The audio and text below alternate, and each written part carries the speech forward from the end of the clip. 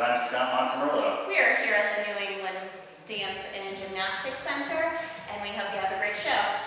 Bye! Enjoy.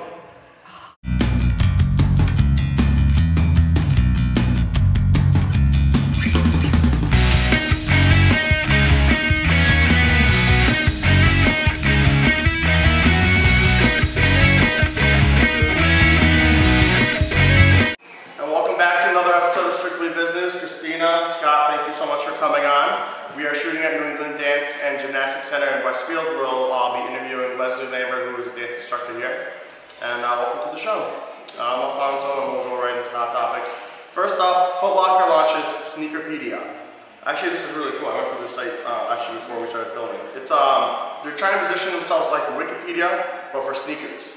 But they're not so much going to be putting up articles, more so. They want where people can not really brag, so more information on the shoe, when it was launched, the brand, you know, what they use for basketball, running, hiking, whatever, the material, the colors. We can just get information on shoes. People can submit their own stuff. So I mean, I think this is actually, it's kind of positioning Footlocker more virally now compared to just a storefront. Well, they don't do any retail on there, so no. It's kind of helping Footlocker in terms of their marketing and PR, but they're not helping in terms of revenue, so to speak, because it can be for any shoe. It doesn't have to be a Footlocker shoe. Yeah. So for me, who wears heels most of the time, doesn't make a difference for me. Just come up with Heelpedia. You never know what I've got my sleeve. Heels and glasses. I wear Chucks the majority of the time, and it's an awesome site. I spend a lot of time on Wikipedia, but before coming here, I was on Sneakerpedia, and I found my old high school running shoes on there to look and see and have that memory. Yeah. But it's cool to like look at all different styles and what people submit. And it's only user generated. The majority of it is user generated content. So I know Footlocker mentioned that even all the shoes that they put on there, they don't even sell half of them in their own stores. I mean, they have different brands, but they don't have. It's worldwide. You know, it's not just the U.S. So there's people in Asia and people in Europe posting sneakers, and obviously their styles there are a lot different than here. So. I mean, I think this is going to help Footlocker virally. Not the pump, the old. Yeah. Wow, I forgot about those. The deep brown version of the This is like the dictionary of sneakers. Yeah. I need to do the dictionary of heels. I decided after you said that in graduation the other day, there were some very interesting shoes. Okay. So, Sneakerpedia, watch out. Next up, there's a company. It's not so much new, but it's new in the mainstream, I guess. It's SaleSpider.com. It's a free social network designed to help small to mid-sized businesses expand their networks, connect with contracting and supplier opportunities, host and view webinars and videos, place classified ads, gain free access to sale leads, business opportunities. I mean, the site gets more than 210,000 unique visits per month. Like they're getting it's all of a sudden just like pop. They're based in Toronto. I think I've actually played around with the site a little bit, and I mean, I don't know, I'm not going to jump in to use it, but I mean, I think this is a pretty cool opportunity for business owners to jump in on it. It's, I looked at the site too, and you know, it's something that Lexington would think about using. It's not very clean. It's a little hard to navigate, and it's what I found was like, I felt like it was going to be a lot of spam on there, but it's a great idea, and if it's another way to get leads, another way to do your business out there. Yeah. Well, the name lends to the thought of spam. I mean, yeah. SaleSpider is a very unique name, but it's not one that you think of as kind of a business matchmaking website. Well, they're saying that people are paying up to $50,000 per month or per quarter, depending on where they live, for ads. So I mean, they're generating a lot of revenue. Yeah, but they're either generating it in Canada or in Europe. No, but there are people in the U.S. as well. They haven't really launched anywhere else. They're trying to launch in Europe and in Asia. That's their next focus. But well, how much of it? I mean, an ad on Facebook is pretty expensive. If you were to do. Well, you can kind of make your own suggestions for a Facebook ad. You don't have to do it for. If you want to spend $50, you can spend $50. It's like scrolling through very quickly about people updating, this person became friends, this person put an ad out there. It looked a little.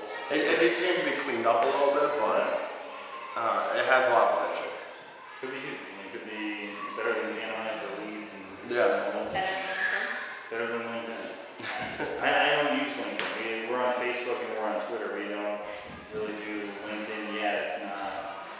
Yeah, I don't know what you guys would utilize that for. I mean, for your personal page, yes, but I don't know how Lexington for a business page. You can go on LinkedIn. It doesn't really fit. Yeah. But something like this could fit. Yeah. Next up, Google selling bonds. Google sold its first bonds, some $3 billion worth, to take advantage of corporate interest rates that are moving slower. They issued 3, 5, and 10-year, all within a very tight range for the benchmark U.S. Treasury against which corporate bonds are priced. What are they going to be selling next? Like, they're just like... Google's just a moneymaker. Yeah. They made a lot of money off of this. Like, Yes. a lot of money. Are you surprised? No, I'm not surprised. I don't really know what you want me to say about it. It's Google. They're making free money off of bonds. It's the first time ever. Nothing's going wrong. I just don't know how it got okayed for them to sell bonds. Well, I mean, they're sitting on billions of dollars in cash. You're just mad that you don't have a bond from Google. Yeah, that's alright. You can't. I wonder if it says that bond is really in like the Google text. That might be. But there was another article that they were saying that Google was the search engine. When people think of Google, they think of search engine. So even with Bing and Yahoo and whichever one, YouTube. Well, Google owns YouTube. I know, but still, people They- don't know that. Google owns YouTube. Right. Newsflash, if you haven't lived under a rock. Some people live on the rock. But they're saying like people just, you don't even have to say search engine, you just say Google. Like I'm gonna go Google it, I'm not looking it up. What did the world exist without Google? It's a verb, isn't it? Yeah, It's it's in the dictionary as a verb. verb. Is it really? I didn't It know is. that. To Google. But like before Google, what was it, like Ask Jeeves? I missed Ask Jeeves. Actually, it was Excite. Remember Excite? Oh no. No, AOL. Yeah. AOL was a big one. Yeah, but it's all shit. As soon as Yeah. Google jump down there, it's just up. Lastly, ExxonMobil CEO says that we are paying too much for gas. No way. Really? All the CEOs of BP, Shell, Chevron, and including ExxonMobil himself, that they were with like a Senate hearing, and it was revealed that between supply and demand, we should pay $60 to $70 per barrel, not $150 per barrel. They're saying that we're paying so much basically because they want to keep that pricing for future earnings. So we're paying a lot now for what we should be paying for in the future, pretty much. And we're going to still pay that price in the future. Yeah. So prices are not going down. The gas prices aren't going down. They'll be pretty much the same here on out for a while. But I mean, that's just.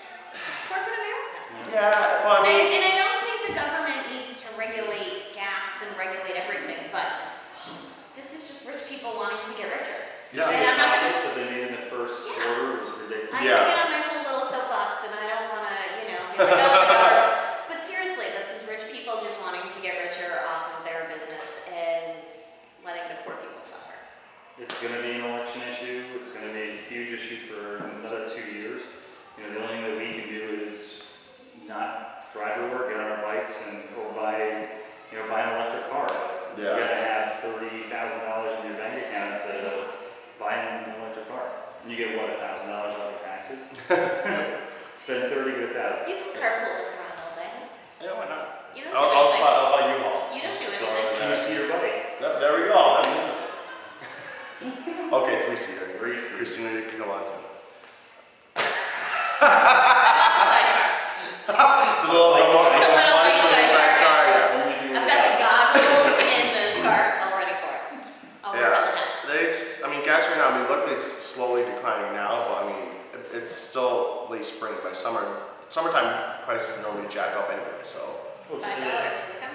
What, $4.20 right down the street in Connecticut, and then $3.93 in Mass?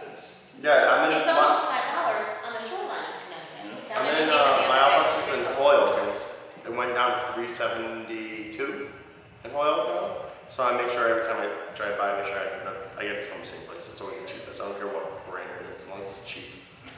I think my wife and I are thinking about rotating cars of who can fill up in Mass versus who can fill up in Mass. Yeah. It's that's what people like. My uncle, for instance, is worried about, oh, what's the gas price in South Hadley? I'm like, by the time you live in Agawam, by the time you go all the way to South Hadley to fill up the tank for cheaper gas, you've just wasted you probably spent more money.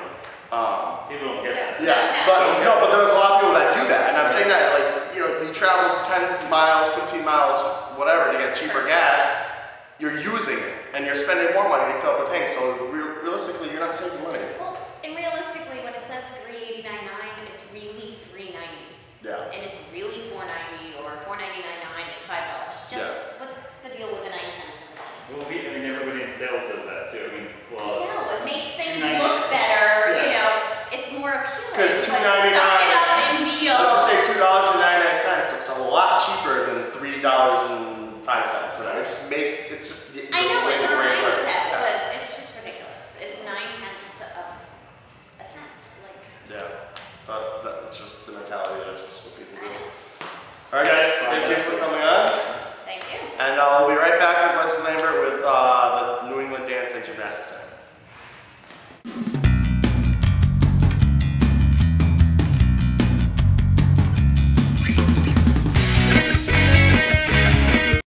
Cambridge Credit Counseling is a nonprofit credit and housing counseling agency located right here in Western Massachusetts. Our certified counselors can help you plan to pay off your credit card debt, explore your foreclosure options, and help you understand if a reverse mortgage is right for you. Call us at 1-800-CAMBRIDGE to learn how we can help. And welcome back to Strictly Business. I am here with Leslie Lambert of New England Dance and Gymnastics Center. Leslie, thank you very much. Yeah, my pleasure. So Leslie, how long have you been dancing for? Me personally? Yeah. More than 30 years, 38 years. And so what made you want to become an instructor?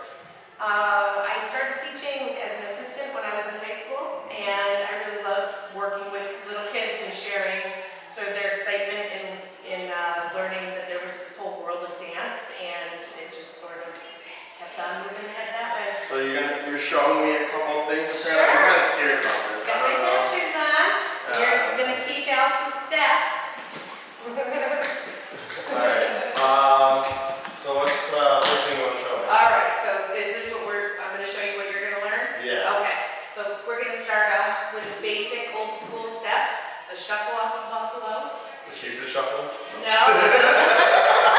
Shuffle off the buffalo, you're gonna do a hop to the right on your right foot, then your left foot shuffles, which is a front and a back brush. Then you're gonna leap backwards, cross over. I'm good. Alright, so we have leap, shuffle, switch. Yay!